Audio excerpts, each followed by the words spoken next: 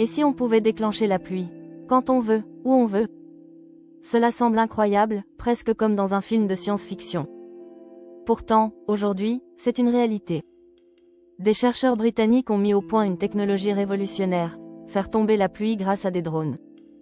Bienvenue sur Astrotech, la chaîne qui explore les technologies du futur. Aujourd'hui, on va découvrir ensemble cette innovation qui pourrait changer notre façon de gérer l'eau et le climat. Pour bien comprendre, il faut d'abord savoir comment la pluie se forme naturellement. L'eau s'évapore des océans, des lacs ou des sols humides. Cette vapeur monte dans l'atmosphère, se refroidit, et forme des nuages composés de minuscules gouttelettes d'eau. Mais pour que la pluie tombe, ces gouttelettes doivent grossir et fusionner jusqu'à devenir suffisamment lourdes. Ce processus est complexe et dépend de nombreux facteurs, température, humidité, et pression atmosphérique. Depuis plusieurs décennies, les scientifiques cherchent à influencer ce processus pour provoquer la pluie. La méthode la plus connue s'appelle ensemencement des nuages, ou cloud seeding. Elle consiste à disperser des produits chimiques dans les nuages, comme l'iodure d'argent, pour favoriser la condensation de l'eau.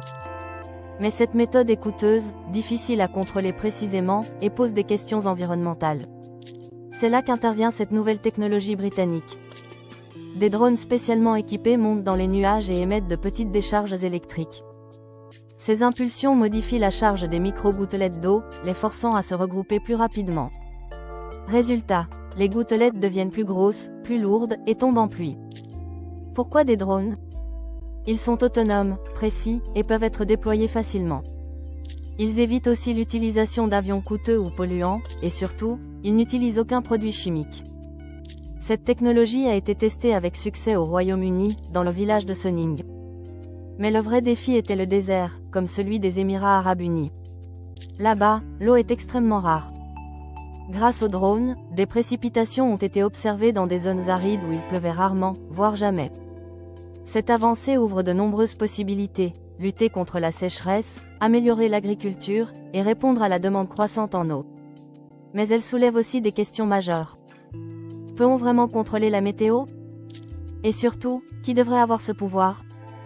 Si un pays peut provoquer la pluie sur son territoire, pourrait-il empêcher ses voisins d'en avoir? Et si cette technologie était utilisée comme un outil politique ou militaire? La météo pourrait devenir une arme. Il faut aussi penser aux conséquences environnementales à long terme. Manipuler le climat est une démarche qui doit être encadrée avec prudence. Aujourd'hui, nous sommes à l'aube d'une nouvelle ère, celle de la géo-ingénierie. Avec les drones, l'intelligence artificielle et des capteurs avancés, il sera bientôt possible de prédire et de programmer la météo de manière très précise. Cela pourrait transformer l'agriculture, la gestion de l'eau, et même la prévention des catastrophes naturelles.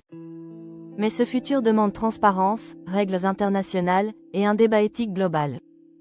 Alors, cette technologie est-elle une solution miracle pour combattre la sécheresse, ou un pouvoir trop grand pour être maîtrisé? Quoi qu'il en soit, l'humanité vient de franchir une étape majeure, maîtriser les éléments naturels. Sur Astrotech, nous serons là pour suivre cette révolution, t'expliquer ses promesses, ses risques, et ses avancées. Abonne-toi, active la cloche, et prépare-toi, le futur est déjà là.